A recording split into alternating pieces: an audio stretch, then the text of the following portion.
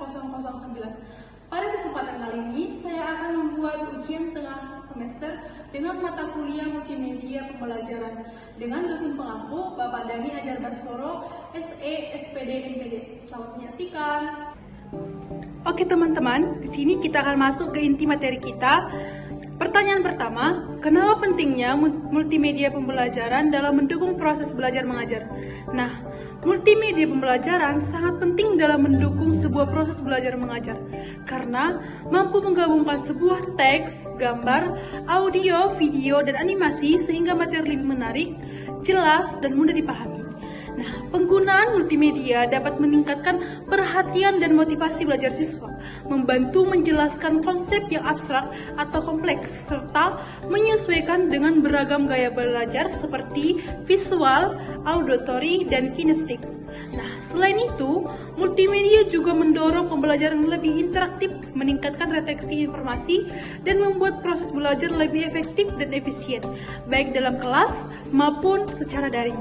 Masuk ke pertanyaan kedua, apa sih tujuan dan manfaat multimedia pembelajaran, terutama dalam meningkatkan efektivitas pembelajaran? Nah teman-teman, tujuan multimedia pembelajaran adalah membantu proses belajar supaya materi bisa disampaikan lebih jelas, lebih menarik, dan mudah dipahami oleh semua peserta didik. Sehingga multimedia dirancang agar pembelajaran tidak hanya berpusat pada penjelasan lisan, tetapi juga melibatkan visual, audio, dan interaksi sehingga lebih aktif dan fokus. Selanjutnya, manfaat multimedia pembelajaran. Nah, dalam meningkatkan efektivitas pembelajaran antara lain, yang pertama, materi menjadi lebih konkret sehingga konsep yang abstrak lebih mudah dipahami, meningkatkan motivasi dan minat belajar. Nah, selanjutnya kita masuk kepada pertanyaan ketiga. Apa hubungan multimedia pembelajaran dengan aspek kognitif, termasuk bagaimana multimedia membantu siswa dalam memahami, mengingat, dan mengaplikasikan materi? Nah, teman-teman, multimedia pembelajaran memiliki hubungan yang sangat erat dengan aspek kognitif siswa, karena secara langsung mendukung cara otak menerima, mengolah, dan menyimpan informasi. Nah, dalam memahami, multimedia membantu dengan menyajikan informasi melalui berbagai indera sekaligus seperti teks, gambar, dan video sehingga konsep yang abstrak menjadi lebih konkret dan mudah dipahami. Nah, dalam mengingat materi, penggunaan multimedia memperkuat daya ingat karena informasi disajikan secara menarik dan bermakna. Sementara itu, dalam mengaplikasikan materi, multimedia memungkinkan siswa belajar melalui simulasi, video praktik, atau contoh kasus interaktif. Nah, sekarang kita masuk ke pertanyaan keempat.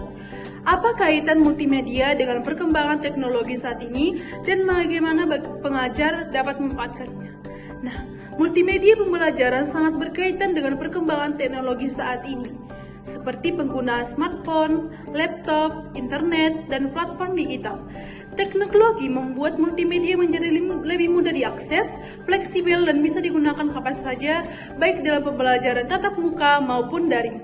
Nah, pengajar dapat memanfaatkan dengan menggunakan video pembelajaran, presentasi interaktif, aplikasi, edukasi, dan platform e-learning untuk menyampaikan materi secara lebih menarik.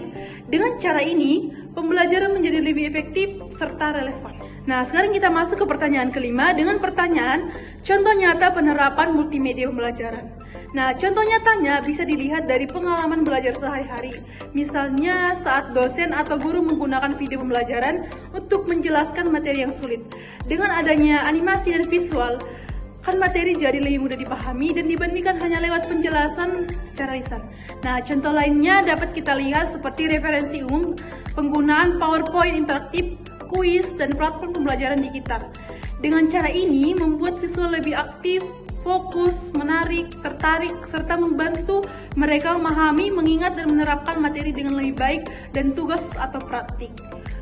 Nah, sekarang kita masuk pertanyaan terakhir dengan pertanyaan, menurut pendapat pribadi tentang dampak multimedia pembelajaran terhadap keterlibatan siswa dan pencapaian hasil belajar.